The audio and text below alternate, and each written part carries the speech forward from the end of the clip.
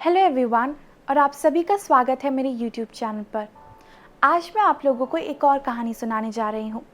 इस कहानी का शीर्षक है छोटी बफेलो। तो बहुत समय पुरानी बात है, एक जंगल में बफेलो का एक झुंड रहा करता था। उसमें एक छोटी सी बफेलो भी हुआ करती थी।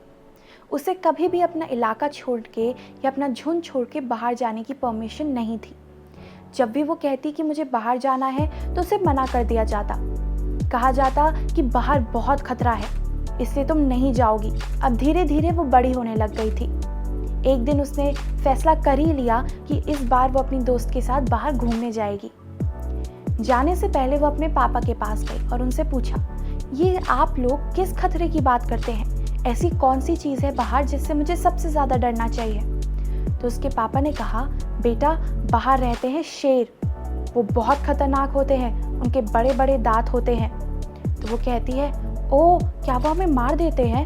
तो उसका बाप कहता है, हाँ हाँ बेटा, वो हमें मार डालते हैं और बहुत बुरी तरीके से मार देते हैं। तो कहती है, ठीक है पापा, मैं आपसे प्रॉमिस करती हूँ कि अगर मैं कभी भी एक शेर को देखूंगी तो तुरंत भागकर वापस आ जाऊंगी।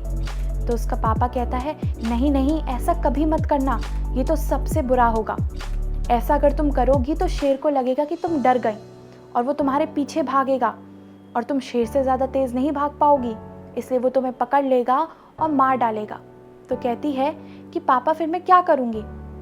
तो वो कहता है कि बेटा उसे डराने की कोशिश करना, याद रखो कि वो एक छोटा जीव है और तुम उससे बड़ी हो, इसलिए उसे अपने दांत दिखाना, उसकी तरफ घुर्राना, अपने सींग दिखाना, उसकी तरफ एक दो कदम बढ़ाना और पूरे कॉन्फिडेंस और ब्रेवरी के साथ वहीं खड़ी रहना।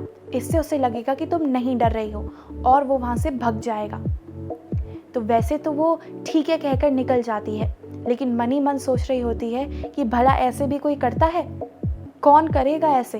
ये तो बेवकूफ़ी होगा जो कि शेर के आगे जाके लड़ने की कोशिश करेगा। अब वो अपनी दोस्त के साथ घूमने के लिए निकल जाती है। वो जा ही रहे होते हैं कि उन्हें जंगल में से एक शेर आता हुआ दिखता है। वो दोनों बहुत डर जाते हैं। उसकी छोटी सी जो फ्रेंड होती है वो भागने लग जाती है, लेकिन जैसा कि उस बफेलो के पापा ने कहा था, शेर भी उसके पीछे भागने लग जाता है, उसे वहीं मार गिराता है। अब वो अकेली होती है और बहुत डरी हुई होती है। फिर उसे याद आता है कि उसके पापा ने क्या कहा था। वो वही करती है, ब्रेवरी के साथ वहीं खड़ी रहती है, उसकी तरफ घूरती है, उसे अपने सींग दिखाती है, दांत दिखाती है, उसकी तरफ कदम बढ़ाती है और थोड़ी देर में वो शेर डरकर वहीं भाग जाता है। उस दिन उसको रियलाइज़ होता है कि वो शेर कितना छोटा है और वो उसके मुकाबले कितनी बड़ी। वो चाहे तो आसानी से उसे भगा सकती है। तो इस कहानी से हमें ये शिक्षा मिलती है कि हमें हमेशा अपने फियर से लड़ना चाहिए, कभी भी उनसे डर कर बैठ नहीं जाना चाहिए। हमारा जो फियर होता है वो खुद बहुत डरपोक होता है, उसके सामने हम बहुत बड़े हैं, वो आपसे बहुत डरता है, लेकिन क्योंकि पहले ही आप उससे डर जाते हैं इसलिए वो आपको और डराता है। लेकिन एक बार जब आप उसके सामने खड़े हो जाएंगे, उसे चुनौती देंगे, उसे खुद डराएंगे, तो बहुत जल्दी वो खुद डर के भाग जाएगा।